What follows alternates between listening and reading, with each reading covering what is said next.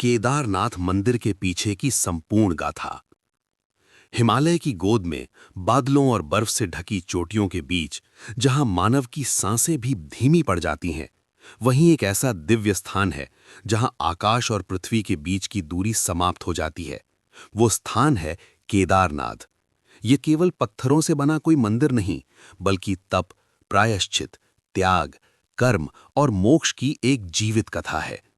केदारनाथ वो स्थान है जहां देवता भी मौन हो जाते हैं और अहंकार स्वयं झुक जाता है। केदारनाथ की गाथा केवल एक मंदिर की कहानी नहीं है, ये मनुष्य के पापों, पश्चाताप और आत्मशुद्धि की सबसे गूढ़ यात्रा है।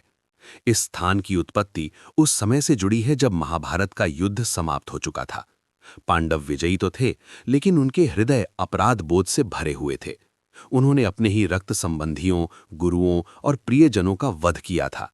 विजय के बाद भी उनके मन को शांति नहीं मिली। तब उन्हें ये बोध हुआ कि केवल भगवान शिव ही उन्हें इस पाप से मुक्त कर सकते हैं। पांडव भगवान शिव की खोज में निकले, लेकिन शिव उनसे रुष्ट थे। उन्होंने पांडवों को दर्शन देने से इनकार कर दिया। कहा जाता है कि शिव जी उनसे बचने के लिए गौ यानी बैल का रूप धारण कर हिमालय की ओर चले गए।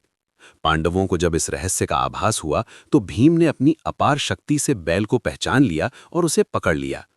तभी शिवजी पृथ्वी में अंतर्ध्यान होने लगे।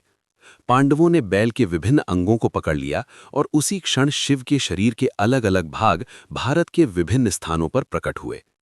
जहां बैल का कुबड़ प्रकट हुआ, वही स्थान बना केदारनाथ। यही कारण है कि यहां भगवान शिव की पूजा लिंग रूप में नहीं, बल्कि पीठ के आकार में होती है। ये अपने आप में अद्वितीय है। पूरे विश्व में ऐसा दूसरा कोई स्थान नहीं है। अन्य स्थानों पर शिवलिंग स्थापित हैं, लेकिन केदारनाथ में स्वयं शिव का दिव्य शरीर विद्यमान है।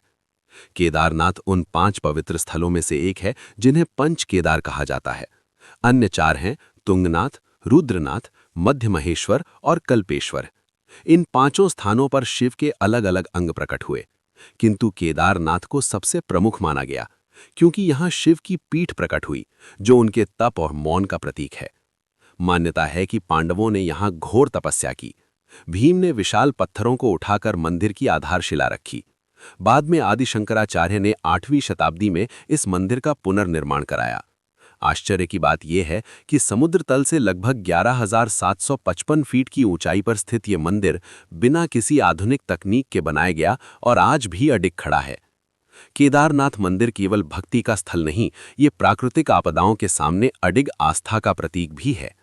2013 की विनाशकारी बाढ़ में पूरा क्षेत्र तबाह हो गया, लेकिन मंदिर के पीछे एक विशाल शिला, जिसे आज भीमशिला कहा जाता है, ने मंदिर को बचा लिया।